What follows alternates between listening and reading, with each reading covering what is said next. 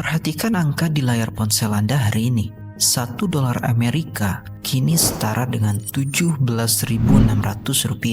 Bagi sebagian orang, angka ini hanyalah baris statistik di berita utama, sebuah grafik naik turun yang membosankan di rubrik ekonomi. Namun, bagi mereka yang memahami bahasa rahasia geopolitik, angka ini adalah sebuah alarm, sebuah tanda bahwa mesin pemeras global sedang bekerja kembali.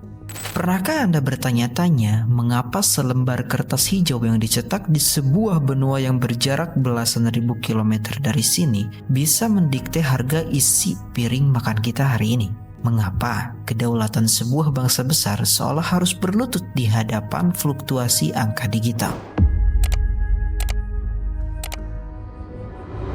Mari kita sepakati satu hal sejak awal, bahwa tidak ada yang terjadi secara kebetulan di dunia ini. Ekonomi global bukanlah pasar bebas yang jujur. Ia adalah sebuah sistem yang dirancang, sebuah labirin konspirasi moneter yang sengaja diciptakan untuk memastikan bahwa sang raja tetap berada di singgasananya. Sementara negara-negara dunia ketiga terus membayar upeti tanpa mereka sadari.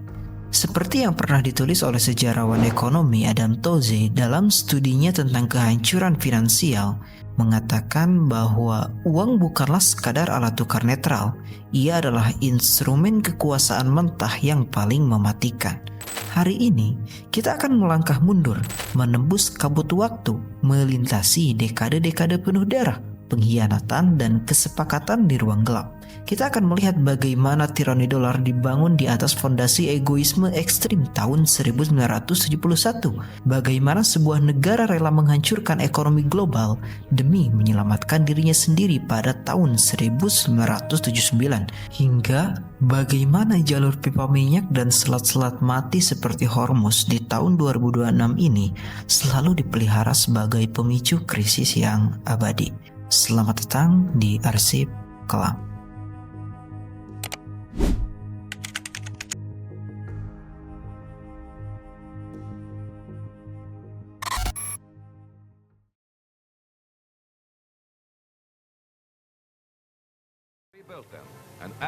Untuk memahami mengapa rupiah kita hari ini tercekik, kita harus kembali ke tahun 1944 di sebuah hotel megah di New Hampshire, Amerika Serikat. Perang Dunia Kedua hampir usai, dan ketika itu di atas puing-puing Eropa yang hancur dan Asia yang berdarah, 44 negara berkumpul dalam konferensi Bretton Woods. Mereka mencari jangkar baru untuk ekonomi dunia yang sekarat, dan di sanalah sebuah perjanjian iblis ditandatangani. Skemanya terlihat sangat adil di permukaan. Semua mata uang di dunia akan dikunci nilainya ke dolar Amerika, dan dolar Amerika dijamin secara mutlak oleh emas. 35 dolar untuk setiap 1 troy ounce emas. Amerika berjanji kepada dunia bahwa setiap lembar kertas hijau yang mereka cetak memiliki fisik emas murni yang disimpan rapat di benteng Fort Knox. Dunia percaya dan dunia merasa aman.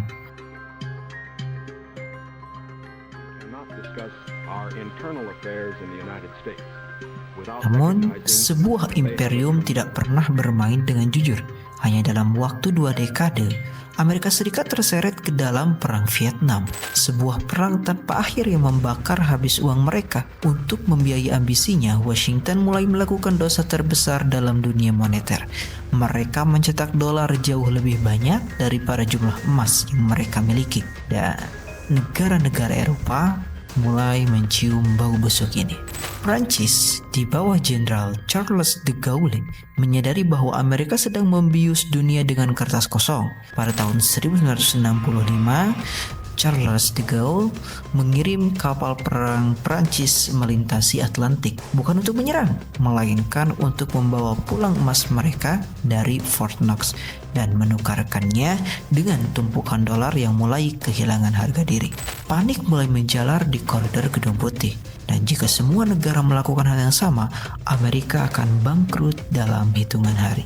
Maka pada malam minggu yang dingin pada tanggal 15 Agustus 1971, Presiden Richard Nixon maju ke depan mimbar televisi. Dalam pidato yang kelak dikenal sejarah sebagai Nixon Shock, ia secara sepihak memutuskan bahwa dolar tidak lagi bisa ditukarkan dengan emas.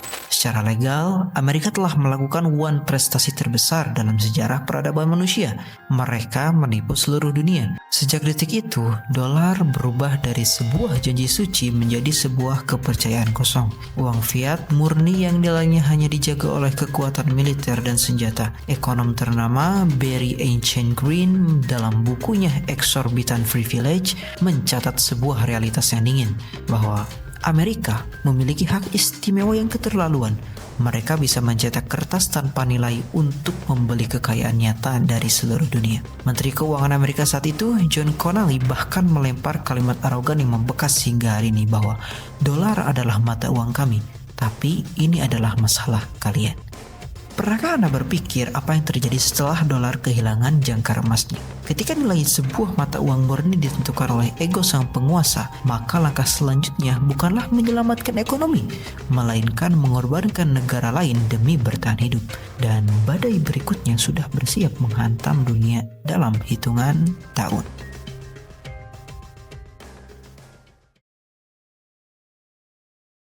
Memasuki akhir dekade 1970-an, kesombongan Amerika Serikat mulai memakan tuannya sendiri. Tanpa jangkar emas, dolar yang dicetak ugal-ugalan memicu inflasi monster yang nyaris menghancurkan jantung Washington. Harga-harga barang meroket dan dunia mulai kehilangan kepercayaan pada kertas hijau tersebut. Amerika berada di tebing jurang kehancuran. Maka, pada tahun 1979, ditunjuklah seorang pria berwajah dingin dengan cerutu yang tak pernah lepas dari mulutnya, yaitu Paul Volcker, ketua Federal Reserve yang baru. Tugas Volcker hanya satu, selamatkan dolar dengan cara apapun.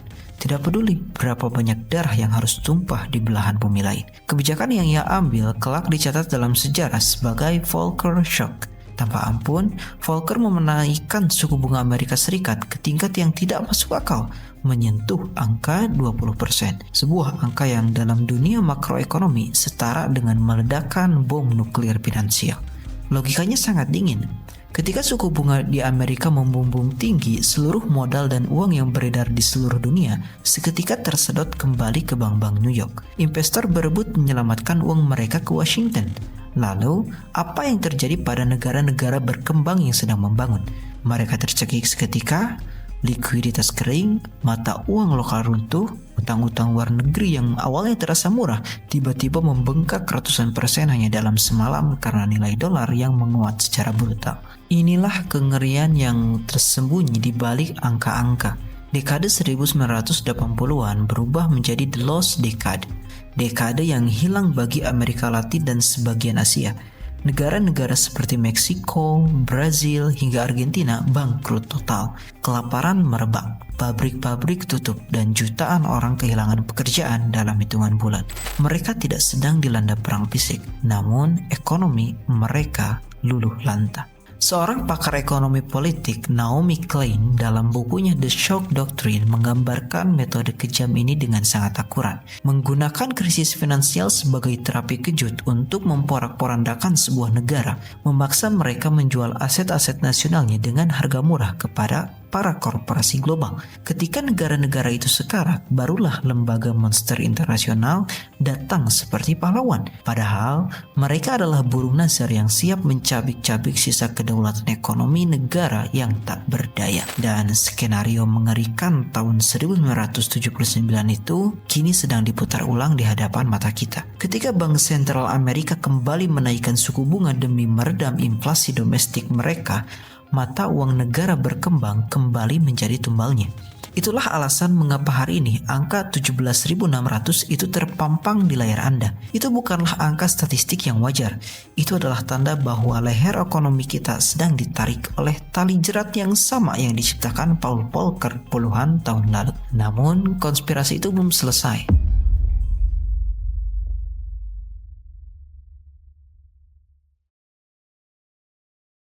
Bagaimana cara memastikan agar seluruh dunia terpaksa terus membeli dolar? bahkan setelah emas tidak lagi menjadi jaminannya? Jawabannya adalah ikat dolar dengan komoditas yang paling dibutuhkan oleh setiap umat manusia untuk bertahan hidup, yaitu minyak bumi. Pada tahun 1974, di bawah arsitektur diplomasi rahasia Henry Kissinger, Amerika Serikat menemui keluarga kerajaan Arab Saudi. Sebuah kesepakatan bawah tanah yang gelap pun tercapai.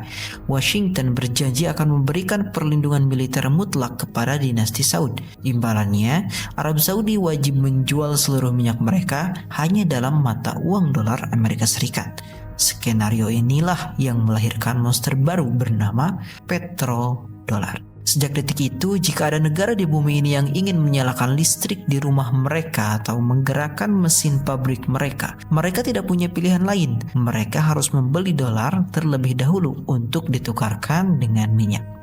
Lalu, apa yang terjadi jika ada pemimpin dunia yang berani melawan sistem ini?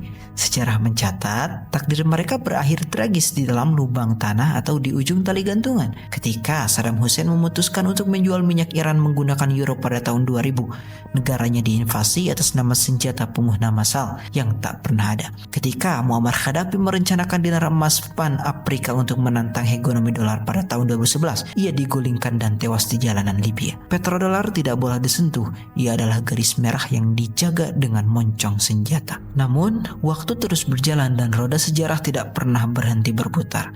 Mari kita melompat ke tahun 2026. Jika dahulu krisis dipicu oleh nasionalisasi terusan Suez pada tahun 1956 yang mencekik Eropa, kini epicentrum ketegangan bergeser ke Selat Hormuz. Urat nadi pasokan energi dunia itu kini membara akibat konflik geopolitik yang tak kunjung padam. Blokade, sabotase tanker, dan bayang-bayang perang besar membuat harga minyak dunia melompat tak terkendali. Disinilah lingkaran konspirasi itu menutup dengan sempurna. Ketika ketegangan di Selat Hormuz meroketkan harga minyak, dunia mengalami kepanikan massal. Di saat yang sama, dunia kembali berebut memburu dolar untuk mengamankan cadangan energi mereka.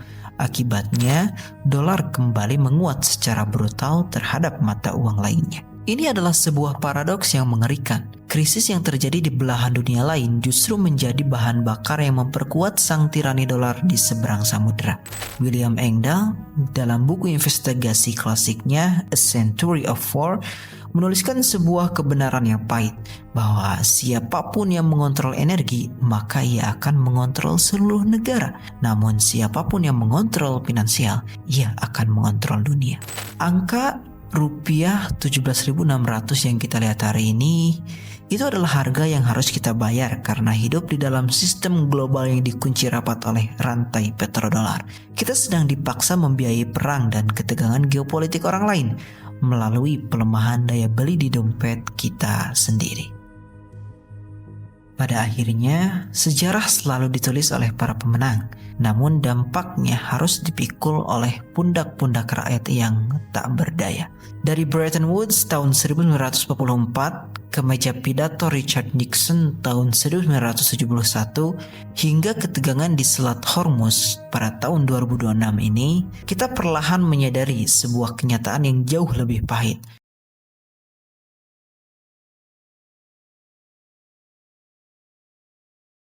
Angka 17.600 rupiah hari ini bukan sekadar simbol keperkasaan dolar. Ia adalah titik temu yang mematikan antara tragedi geopolitik global dan kegagalan fatal tata kelola pemerintahan domestik kita sendiri. Selama berdekade-dekade, elit kita dibuai oleh kenyamanan semu.